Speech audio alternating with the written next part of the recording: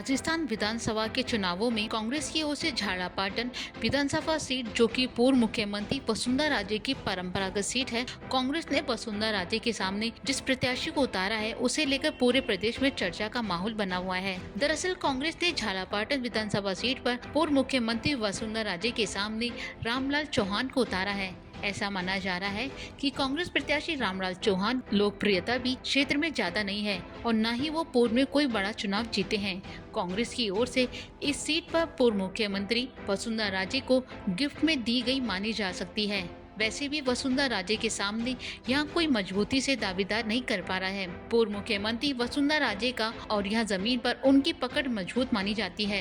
अब लोगों में खास तौर पर इस बात की चर्चा है कि आखिर कांग्रेस द्वारा 2 बार मुख्यमंत्री और स्नातक तक पढ़ी लिखी वसुंधरा राजे सिंधिया के सामने सामान्य बैकग्राउंड के प्रत्याशी को उतारने की क्या वजह रही है।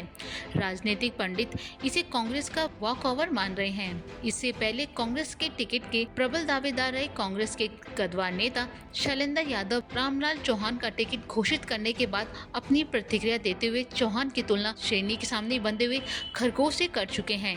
रामलाल चौहान की उम्मीदवारी घोषित होने के बाद से ही वो लगातार कांग्रेस पार्टी के लोगों के निशाने पर बने हुए हैं।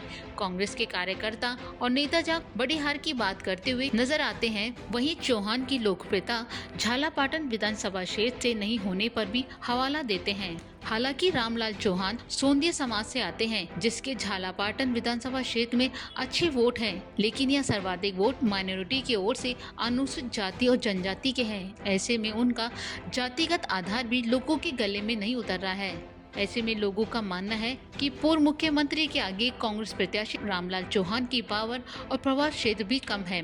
झालापाटन विधानसभा सीट पर राज्य के सामने अब तक कांग्रेस हर बार दमदार प्रत्याशी उतारती आई है। यहाँ से स्थानीय लोगों की बात की जाए तो मीनाक्षी चंद्रावत और मोहनलाल राठौड़ राज्य के मुकाबले मैदान में उतर चुके हैं। दोनों ही पहले विधायक रहे हैं और लगातार राजनीति में सक्रिय हैं। इसके साथ ही सचिन पायलट की माता रमा पायलट और मानविंदर सिंह जसोल भी राज्य के मुकाबले कांग्रेस के टिकट पर यहाँ से चुनाव लड़ चुके हैं, लेकिन ये दोनों प्रत्याशी बाहरी हैं। वसुंधरा राजे की जीत के दावे इसलिए भी पक्के माने जाते हैं क्योंकि वो चुनाव जीतने के बाद मुख्यमंत्री बन जाती हैं और लोग मानते हैं कि इस बार भी मुख्यमंत्री बनेंगी तो जीत की राह थोड़ी और आसान हो जाती है। इसके साथ ही कई राजनीति में कई और तरह की योजनाएं भी काम करती हैं और चुनाव में जिताऊ और टिकाऊ उम्मीदवार को ही विधानसभा सदन में भेजने की रीत चलती आ रही है। बहरहाल इस विधानसभा चुनाव में वसुंधरा राजे को लेकर जिस तरह की घटनाक्रम केंद्र की तरफ से दिख रहे हैं, इस बार वो मुख्यमंत्री के लिए कौन सा करिश्मा करती है, ये पूरा प्रदेश देखने को आतुर है। और राजनीतिक बयानबाजियों के बीच सत्ता का टैक्स कैसे पहनती है, ये चुनावों के नतीजों के बाद ही पता चल पाएगा। तब तक सियासी गलियारों में सिर्फ अफवाहों का बाजार गर्म होता दिखाई देगा।